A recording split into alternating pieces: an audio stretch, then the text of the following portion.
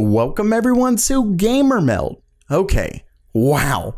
AMD just had their official RX 6000 launch event, and let's just say that the leaks were unbelievably accurate. Now, I will say that I'll have affiliate links in the description below for when these are released, so if you wouldn't mind using those, it really helps the channel out. So without further ado, let's get to it. I've got a lot to cover, a lot of things I'm really excited about. So starting things off, like I said earlier, the leaks were unbelievably accurate. We're talking Infinity Cache, which I'll get to in a second, and pretty much all of these specs by video cards were accurate. The one thing that AMD didn't announce, they announced these three processors, but they did not announce the RX 6700 XT or 6700. Now, with that said, because of how accurate all of these other were, I have no doubt the 6700 XT and 6700 are coming, but at the same time, remember that these are not planned to launch until January. At least we're talking the release date, not the announcement date. So I'm sure they'll announce something before long,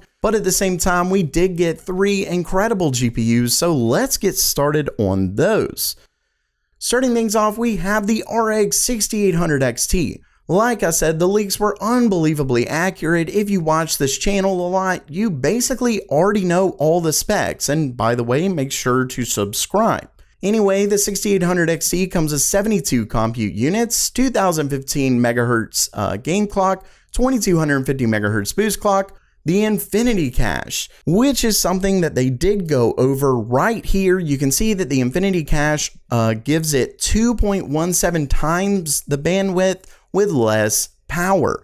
And what's really interesting about this, whenever we get to pricing and things like that as well, I will go over all of that, which also the 256-bit bus Gddr6 memory, exactly what was leaked, the amount of cache being 128 megabytes in both the 6800 XT and 6800, and I do believe the 6900 XT. But basically what it does is a lot of people know that Nvidia effectively created a new memory type, or the Gddr6X. They basically made that just for their RTX 3000 cards, but AMD didn't do that. Instead, they kind of invented something new, which is pretty fantastic. They included a new Infinity Cache with a very small bus width Gddr6 memory, but apparently it ends up giving it so much bandwidth that it does seem to be comparable to Gddr6X. And that actually means that it's going to consume less power. It's likely going to be not as hot, which we will kind of show you in a few minutes. But moving back, you can see, you can't see, it's actually 300 watts total board power. Now, total board power is AMD's version of TGP from Nvidia. So the 6800 XT gets about 20 watt less power draw, and I will argue that it is likely, especially since it has such high boost clocks, that it's likely from this as well as from RDNA 2. From what they said, the 5800 XT gets a 54% performance uplift per watt compared to the RX 5000 series. But of course, with all of that said, none of that really matters. You can talk about specs all day long, but the only thing that's actually important is performance. And to that end, AMD did not disappoint. We can see right here in 4K gaming, the 6800 XT versus and they did point this out, 320 watt 3080, things are about neck and neck, with AMD winning one here, one here, one here, one here. Okay, they won quite a bit, but at the same time, the 3080 one here, pretty much neck and neck there, one here. So it seems to more or less be trading blows back and forth, with potentially the 6800 XT doing better in some. But of course, this is likely a decent case scenario for AMD. I don't want to say best case, because it does seem like AMD actually gave them a fair shake, though of course, third-party testing, I always suggest waiting for those. Well, I'm not 100% sure if those are going to be out when you are able to buy it. I'm not 100% sure as far as that, and that is important just because these GPUs may be selling out really quickly. I'm not 100% sure, but either way, you can see that the 6800 XT is very, very much comparable to the RTX 3080. And when we look at 1440p, we see very similar results, somewhat or more or less trading blows between AMD's 6800 XT and the 3080. Basically a very, very comparable card, though of course it is less wattage. But at the same time, that is definitely not that important, and we'll have to see what kind of wattage it really pulls in real world scenarios. With that said, AMD does have another interesting thing up their sleeve. As you can see, they actually mention, and this is a potential positive of one company doing both their CPUs and GPUs. You can see that they offer something called Smart Access Memory, where the CPU actually has full access to GPU memory. So it is effectively a shared memory, which is pretty interesting.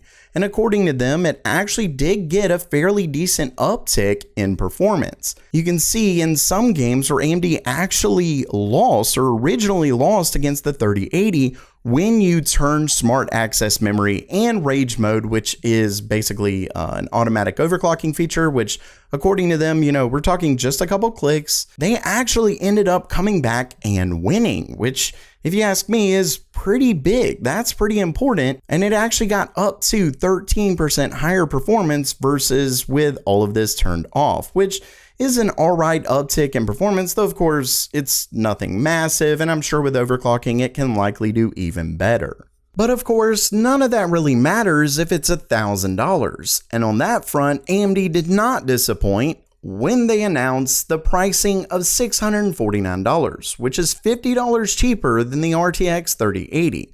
Let's just say I'm pretty impressed here, and it also comes with a fairly short launch date of November 18th.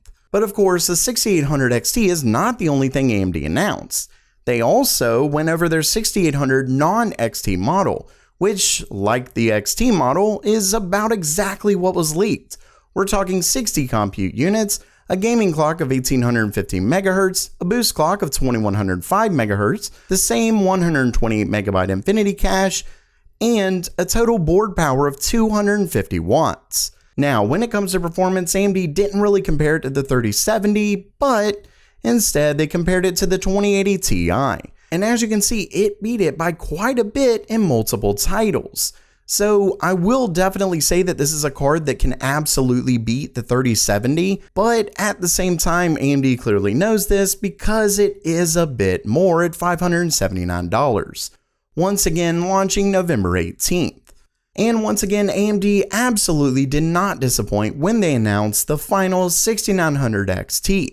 According to them, they were actually able to get plus 65% performance per watt when compared to RDNA 1 when built into the 6900 XT. And as you can see, it actually beats Nvidia's best RTX 3090, a $1,500 GPU, by quite a bit in some, well, really just in this game. But ultimately it beats it a bit here, a bit there, it loses there, so we're talking fairly neck and neck back and forth in 4K. Now I will say that they didn't really mention anything for 8K, and of course it only has 16 gigabytes of Gddr6 memory, so there is a chance that while they're able to get over the bandwidth of not having Gddr6X with the Infinity cache, they aren't really able to get over the fact that it's still only 16 gigabytes. Maybe that's enough for some games in 8K, but as always, there's like 2 gamers with 8K TVs. Either way, it's just unbelievable because Nvidia definitely brought their A game, and what's even better is that they brought it at a much more reasonable price of $1,000.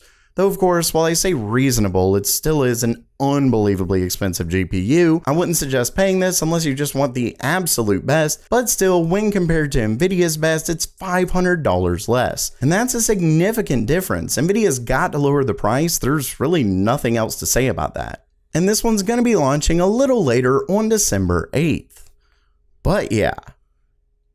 Wow. AMD brought their A game, period. The 6800 XT is priced really well versus the 3080, and it beats it in quite a bit of games. If AMD can keep their GPUs in stock, and honestly with these numbers, I don't think they will be able to, because you've got people who are waiting on the 3080 will almost certainly jump on the 6800 XT. And then all the people who are waiting for AMD are also going to be getting a 6800 XT, so I don't know. This certainly looks like a massive win for AMD. Now, with all of that said, with all the praise, all the good stuff, I will say that there's a couple things I noticed. For one, they did not really go over any kind of ray tracing performance. From what we saw from recent rumors, it looks like that's where AMD isn't really up to par with Nvidia, or at least they do a little bit worse in ray tracing while doing a little bit better in typical FP32 compute. Basically, that is one question, because given that this is RDNA 2, we know it has hardware ray tracing. Why wouldn't they show off performance with hardware ray tracing turned on? Another thing is something to potentially compete with Nvidia's DLSS. I don't really think they mentioned anything about that. But at the same time, I will say that DLSS is a technology that developers have to utilize, they have to code for it, but it does help with performance, and it helps by quite a bit. So if AMD doesn't have something coming out fairly soon to compete on it on that level, there is at least a chance that some gamers will still prefer an RTX 3000 card. But of course, all in all, like I said, this really did seem like a big win for AMD. So yeah, while that does it for today, let me know what you thought of the video down in the description below. Do you think this is a massive win for AMD like I do, or is Nvidia still gonna end up winning? Let me know all that below, and if you liked the video, please subscribe, and as always, have a great day.